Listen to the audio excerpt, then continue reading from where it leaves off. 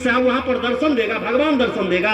संभल जाओ, कर्म का फल तुमको भोगना होगा। मैंने इतना ही उम्र में जब 80-85 महंत का समाधि हुआ, और समाधि में मैं जब जाता हूं तो मुझे बहुत डर लगता है। क्या यही साधु जीवन था? परिवार को त्याग करके, घर को त्याग करके, पूरे जीवन को जला करके संन्यास बना था, और चूक के कारण आज काल के गाल में चला गया। कहिएगा कैसे महात्मा जी?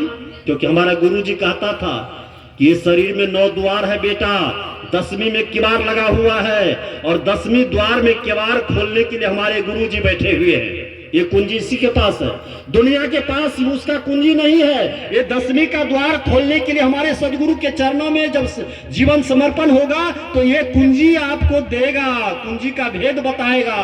क्योंकि हमारे ये परंपरा है, 10वीं में लागल केवड़िया सजनिया खोल देते, ये खोलने के लिए आए हैं।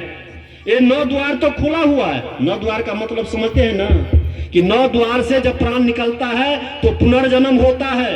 9 द्वार जाने के बाद 84 लाख योनि में जन्म लेता है। और 10वीं जिसको ऊर्ध्वगमन कहते हैं, जिसको त्रिकुटी का ऊपर का भेद ज्ञान होता है, जो गगन गुफा की भेद जानता है, उसको है सदा सदा के लिए सुख और शांति, समृद्धि और मुक्ति मिलता है। इसीलिए सज्जनों, मैं प्रवचन 2य सत्र में मैं वाणी को विराम लेता हूं।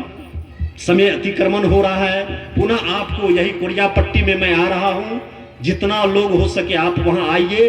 और मैं चाहूंगा कि जब कबीर दर्शन पर बात हो तो मैं इसी दर्शन पर फिर पुनः दोहराऊंगा।